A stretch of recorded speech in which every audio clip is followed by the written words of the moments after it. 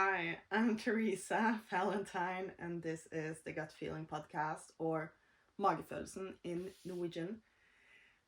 Today's topic is the victimhood role, and it's so interesting because I just recorded a full episode, and then something happened to my phone and was just deleted.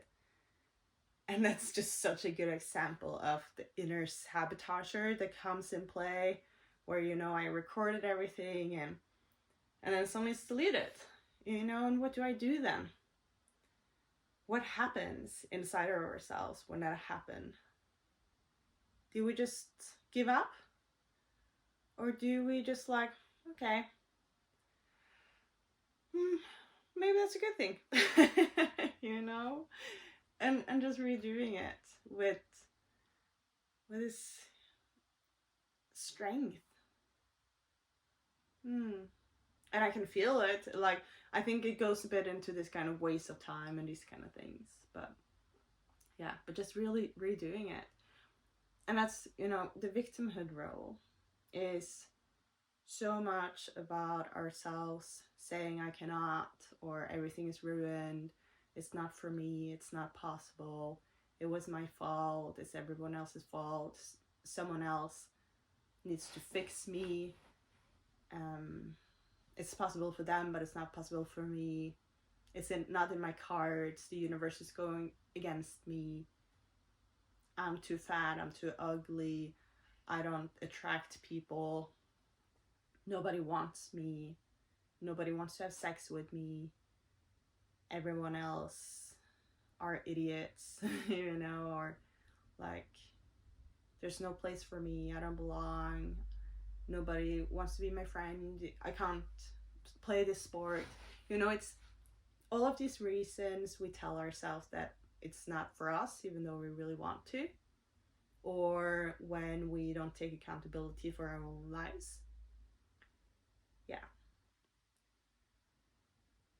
Apparently this happens a lot. That we are in a dynamic where we go into the victimhood role, the perpetrator role, or the rescuer role. Happens maybe the research said, it might be less, but something around 90 to 95% of relationship dynamics is around this, where someone is in the victimhood role, someone is in the perpetrator role, and someone is in the rescuer role. And if you think about how the world works, I can see that. And maybe you're not ready to be curious about this yet. Fine. I think it's very interesting though, because when we acknowledge this, we can start with the victimhood role. When we acknowledge our own role and how we don't take accountability for our own life, when we don't step into our power of creating our own life,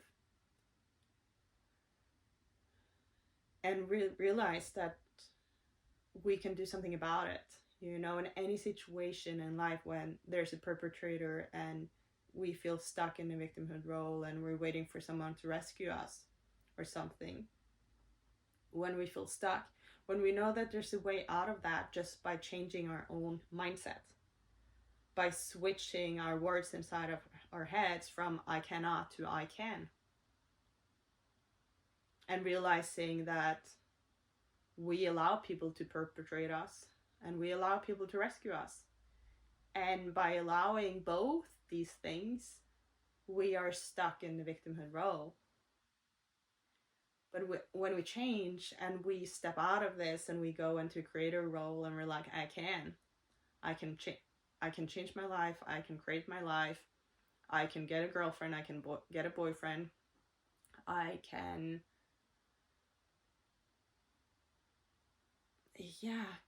get a job, I can learn this, I can improve my body, I can change my mindset, I can get out of this depression, anxiety doesn't need to define me, I can do it even with anxiety and depression and addiction or whatever is your thing, and just being like, I can do it, it's possible for me.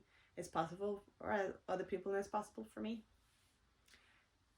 And it's such a small shift from I cannot to I can. And also setting boundaries towards people when they're perpetrating or trying to rescue, and being like, that's not helpful. I don't need you to worry about me. I don't need you to rescue me. I don't need you to all of those things. Please don't.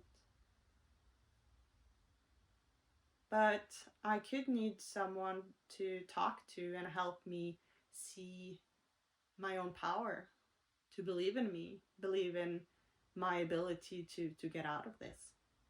And that's a very different thing than other people telling you, do this, do that. And rather, finding your inner strength and way to create whatever it is you want to create. I can mention a couple of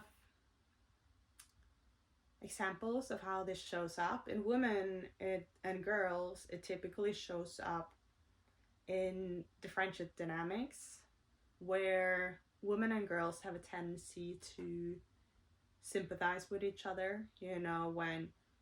When some boy or man, did something, or at work when something happened, or in a friendship group or something, it's like, oh, that asshole, oh, that bitch, oh my god, poor you. This is very much, them coming in rescuing you and putting the third person as a perpetrator and you in a victimhood role, which kind of takes away all accountability on your part. Instead of seeing that, okay, it's a dynamic, you're part of creating this, it wasn't just them being an asshole, a bitch, and unreasonable. What are you not seeing?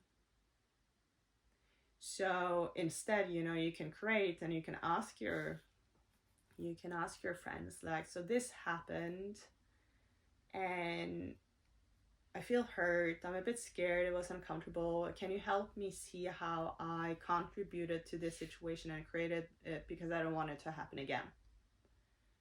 Because if you don't do that, I'm sure it's gonna happen again, because you were part of creating that dynamic. So it's partly you, it's not just them, it's you. And I'm quite sure when I'm saying this that you can afterwards think of patterns that keep happening in your own life. And you are the common dominator in this. You're always part of these dynamics. So it doesn't happen to you. You create them. So then you can start looking at, what do I do that creates these situations, these dynamics over and over and over again? You can take accountability for how you create it. And you can then start maybe changing your patterns. Maybe you can take a course, a class, you can read a book, and whatever it is that you see that is a skill that you may be lacking, and then you can work towards that. Which is a very different way than blaming everyone else. Which is interesting, because when we then are in a victimhood role, so fast we swap from being the victim, who someone was a perpetrator, and then suddenly we are judging them, criticizing them, bullying, or talking behind their back. Who's the perpetrator now? You are. So you are judging someone else for their behavior, and suddenly, like, now you're doing exactly the same thing. Maybe in a different format, but you're doing the same thing, most likely. It's very hard in these dynamics to see who's really to blame. And we love trying to find someone to blame. That's also a thing that women do, in the workplace. Like, instead of looking at the underlying problem, the root of things, it's like it's all about pointing fingers. And women, it's not just women doing it, it's everywhere. But it's, I experience it more with women, but really searching for someone to blame, to point the finger at. but we created it together. Why is it relevant? Who did it? Who started it? Maybe we both did. Like, for example, if like you look in the schoolyard, a kid who is beaten, and then the teachers come and they blame and they punish the person that beat. Why did this happen? Why did this child beat the other person? Why do you think? Was it just out of the blue? Or did the other kid do something for them to start hitting? Could it be the words? Could it be the attitude? Sometimes, of course, some children are very sensitive and they have experienced traumatizing things and they overreact. I know that. But that happens both with the kids that are bullying with their words. They have most likely learned this back home. So they weren't physically abused, but they were mentally abused back home. So they start bullying at school. And then, these kids, they start bullying, and then they push the boundary of these other kids when they bully and bully and bully, and suddenly, this person hits or kicks, which is a protective mechanism, which kind of makes sense when someone has been pushing your limit to that extent. Who's to blame? Both of them are the victim. Both of them are the persecutor. This happens all the time, everywhere in society. I was in a relationship with a man who actually told me that because of my anxious attachment, and I was running after him, trying to fix things in the relationship with him, that his avoidance was so triggered that when I ran after him, like he was about to explode. And at one point he said he felt so strangled by me that he really got to get out of there, because he was like, I felt like punching you. He didn't, but I triggered him so hard because I was running after him and I was trying to problem solve, and I was in his face. I was like, what do you want with blah, blah, blah, all of these words, and like needing a solution right now. And he was not ready. He just needed to breathe. He needed a break, and his brain was boiling. And this is very common in the anxious avoidant dynamic, that the anxious really, is, this is almost like a fire starter. And who's to blame? Because both have this anxious attachment for a reason. Usually, these things go in generation. And then, the anxious goes to another anxious friend and talks about it, and is like, oh, that idiot, that pussy. It's like, no, not necessarily. He's just like, he's doing the opposite of what you're doing, because your behavior is very extreme, and then his behavior is equally extreme. And he probably goes to his avoidant friends and talks to them, and they're like, oh, she sounds really exhausting, Oh, wow, can you breathe? Can you handle that? Oh my God, And then, it's how to meet in between these two. It's really about seeing our own roles in our own lives, and how we're part of creating whatever dynamic that we are in.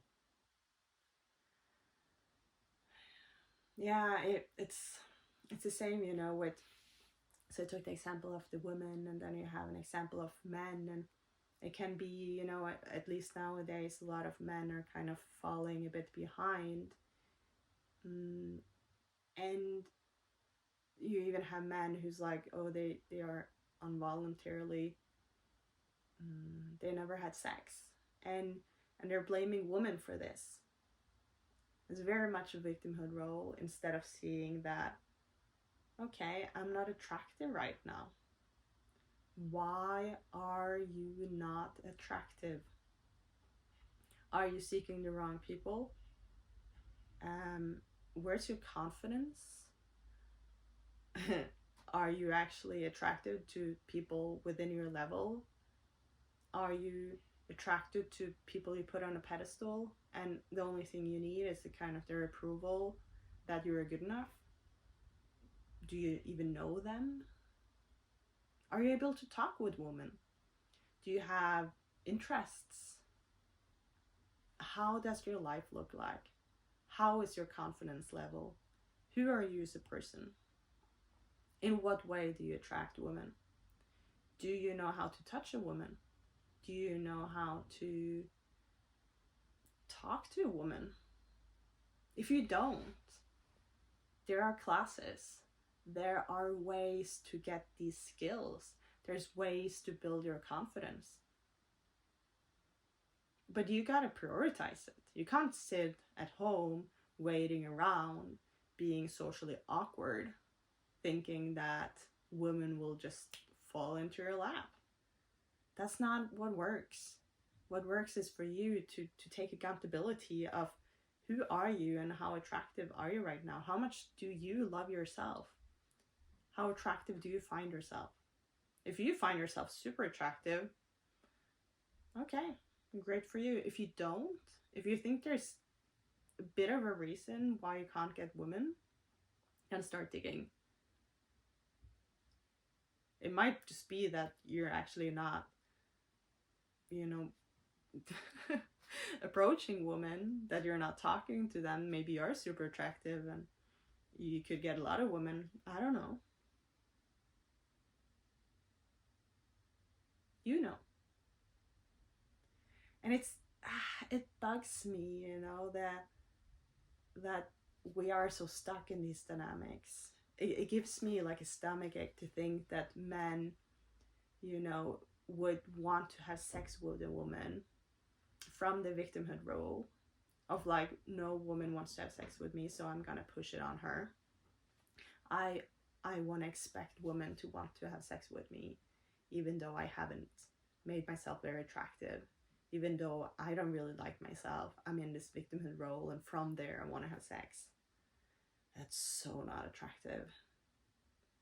It's really not attractive. So, step into your power. I see so many men out there, really doing the work, finding their inner confidence, finding their inner anchoring, and just like making themselves bigger, not in a victimhood role, not in a perpetrator role. Yuck. Very small balls if you do that. But, get into that, attract it. Do you really want to have sex with someone who don't want to have sex with you? And the same for women. Do you really want to have a partner who don't want to be with you? Stop chasing. Stop perpetrating. Stop putting yourself into the victimhood role. It's not attractive. This is why you don't get people. And yes, there are some perpetrators who are assholes and in their avoidant who do really attract. So women, stop being in a victim role and being attracted to this men, because it's not what you want, and they don't find you attractive because you are in a victimhood role as well. But the thing is, it's interesting because it's more, that dynamic is more common. Women in the victimhood role, because men love rescuing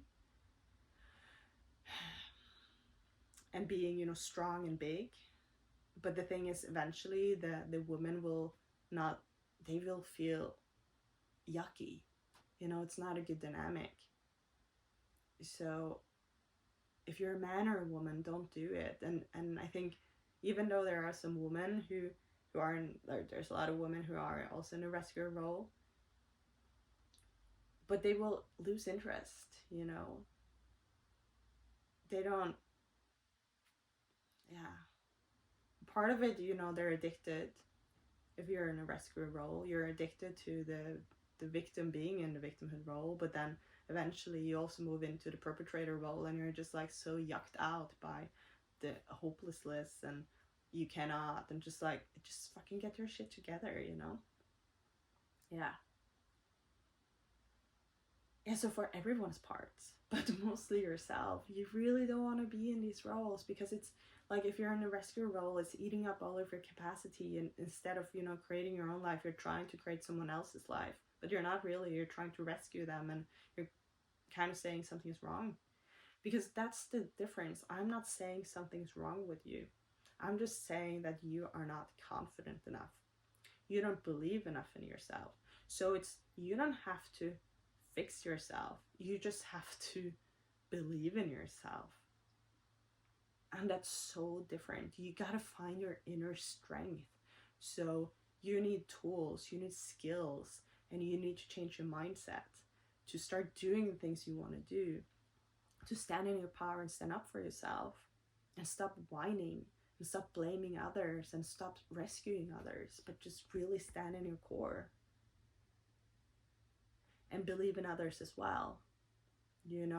Instead of the rescuer, you go into the coach, where you start asking empowering questions towards people, and instead of being the perpetrator, you start challenging people, because we believe in ourselves and others. We don't look down on, we don't look up on, we look people into their eyes. That is a very big difference, because I'm capable and you are capable. We have it in ourselves, not out there in here. So how can you build that? And stop being a wuss, stop being a baby, because that's what we are when we act like this. It's not attractive. It's just not. I'm sorry. You know it. When you look yourself in the mirror, that's when you're not attractive. You're super attractive when you stand in your power and you believe in yourself and you think you're attractive, when you like yourself. So how can you start liking yourself? How can you start doing the things you want to do? How can you start believing that you are worthy of whatever you want? Not from a taking, but from an attractive. From being so attractive, because you shine from the inside. That's why people want you. It's true. It's not easy, but it's worth it. Don't you want to like yourself? That's what it's all about. If nobody wants to have sex with you, it starts with you. Do you want to have sex with yourself? Do you find yourself attractive? How do you meet up around men and women?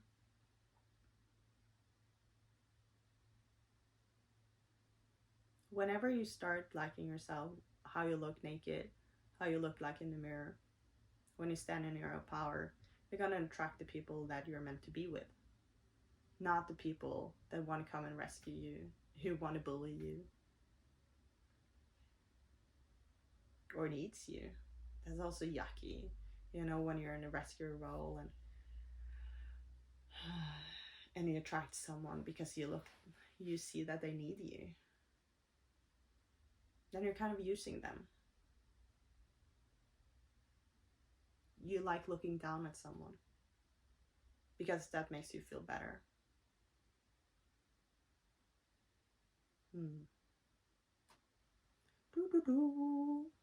Okay. So there are ways, there's plenty of workshops, there's courses on these things. Go and find it, whatever it is you need. I'm also a facilitator and coach within these matters, so you can also contact me. There's plenty of other people out there. Find whatever's right for you. I also do talks on these topics if you find that could be interesting. I believe in you. I know you have it in you. So just go and find it. I believe it's time. Don't you?